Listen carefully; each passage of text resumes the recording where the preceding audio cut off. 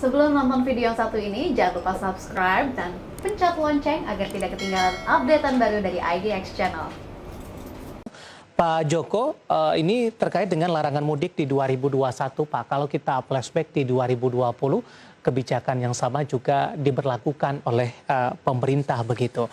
Bagaimana tanggapan Anda terkait dengan kebijakan pelarangan mudik di 2021 ini, Pak? Masih dengan alasan untuk mengantisipasi penyebaran COVID-19, Pak Joko. Ya, kalau kita melihat data-data ketika dilakukan diselenggarakan ya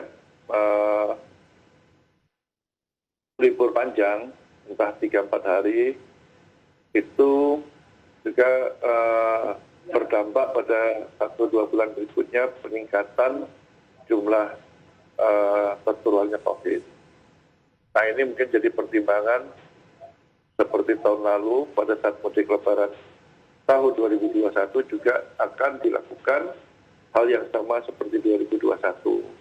Dan ini meskipun tahun ini sudah ada vaksin, tapi itu kan belum bisa menjamin keseluruhannya karena vaksin ini masih berproses. Ya.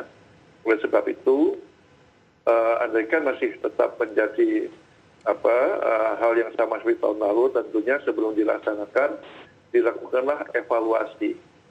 Apa saja hal-hal yang tahun lalu yang belum bisa diselenggarakan dengan baik, itu tidak terulang kembali pada tahun ini. Ada tidak semacam review, Pak Joko, dari MTI penerapan kebijakan di 2020 lalu, Pak, yang mungkin bisa dievaluasi dan bisa diperbaiki untuk tahun ini? Kami melihat beberapa hal yang menjadi kekurangannya itu, artinya itu yang belum bisa dilakukan.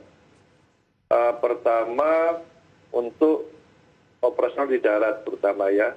Ini kan kalau dilihat yang bisa dihalau itu kendaraan roda 4.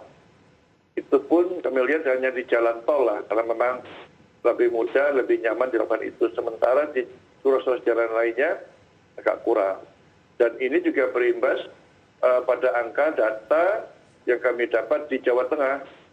Itu pada saat mudik tahun lalu itu, prediksi masuk Jawa Tengah itu sekitar 5 juta. Namun, yang masuk hanya sekitar 1,2 juta, berarti ada kebocoran sekitar 1/5-nya. Ya, itu bagian mayoritas menggunakan sepeda motor, juga ada yang menggunakan kendaraan pribadi atau angkutan umum tapi yang plat hitam. Tuh.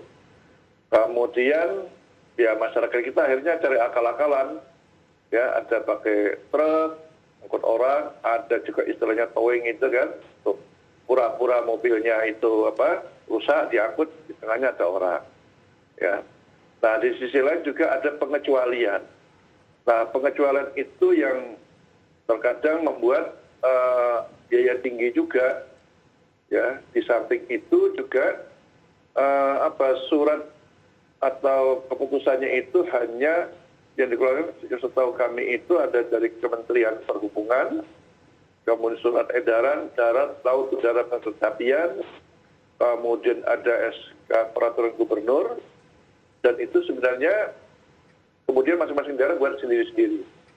Sehingga ini sepertinya hanya berjalan sendiri-sendiri. Yeah. Oleh sebab itu sebenarnya tahun ini itu jangan terulang kembali. Artinya ada pedoman yang lebih tinggi untuk menjaga satu kesatuan dan menjaga kebijakan ini tidak tumpang tindih, dalam hal ini bentuknya perpres begitu, Pak Joko?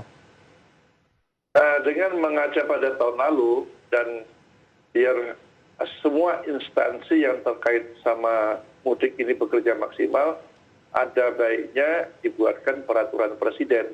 Ya.